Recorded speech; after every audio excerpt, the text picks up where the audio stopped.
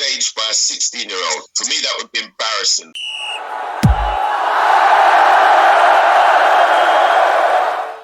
Greetings, everyone. We are all welcome to the podcast. Today we have Coach Deroy, we have Uchendidi, and we also have Stanley Enike. We are going to look at the matches that were played in the semi-final of the Euros 2024, and we also look at the finals that is coming up tomorrow between England and Spain. So without wasting much time, Coach Deroy, kindly react to the semi-final games that was played. Yes, well, I'll start off with a prediction which it seems I got wrong, and that was to predict France would beat Spain. I think France let themselves down. I think Mbappe got upstaged by a 16-year-old, and he's supposed to be one of the best, if not the best player in the world. For me, that would be embarrassing for him. Spain dominated the game after France scored. It's like they came out of their shell and were no longer going to show no fear, and they dominated the game. I don't think the French manager started off with the right team. I think he should have had Griezmann in there for the energy, for the midfield. I think that's where he made a big mistake. And I think Mbappe, as I said before, let his country down. England, I predicted that England would win. I said why England would win with the formation and the level of players they have. I think that was more than expected that England would beat Netherlands. That's my thoughts on the semi-finals. Okay, so Mbappe was embarrassing his performance, and I reckon with that. I don't think he's been the Mbappe we know in this tournament. So, Professor Uchendidi, can you also react to the semi-final games quickly?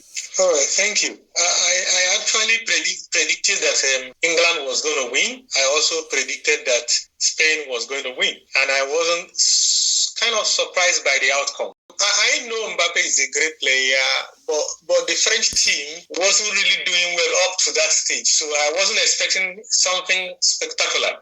In fact, to be candid, I was more or less surprised that France were able to score first. But of course, immediately after that, the Spanish team took over. And one thing I realized they did very good in is their ability to isolate players like N'Golo Kante, who was nowhere to be found in the game. He was practically made useless in the game. He couldn't touch ball.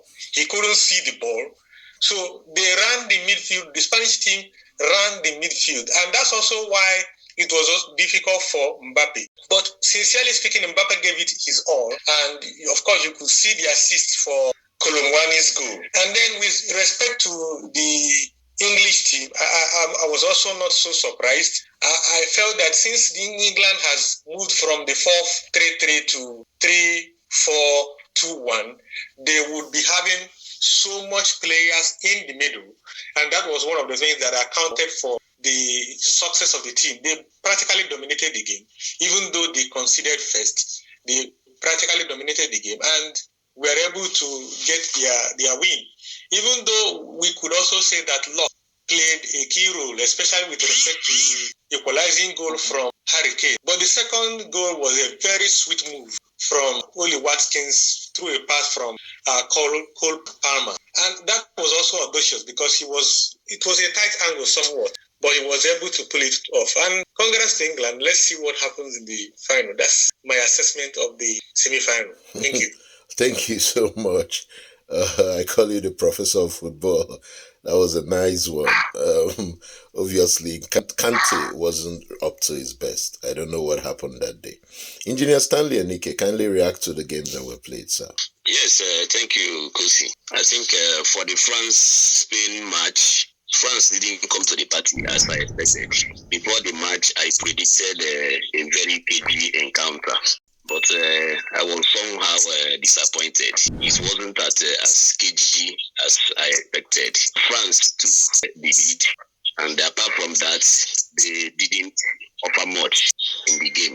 Spain had an upper hand over them, and Spain had a game plan. They stuck to it, and they executed it perfectly. France relied so much on their defensive strength, and it failed them. Like Coach Leroy said, I think France lacks energy overall.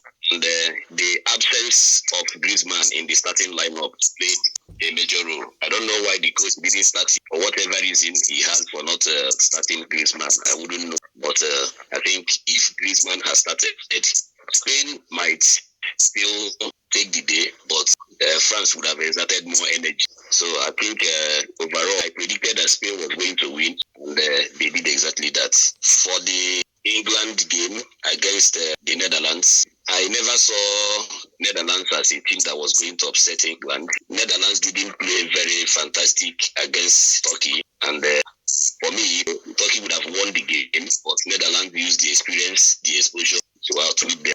So basically, I never saw Netherlands winning England.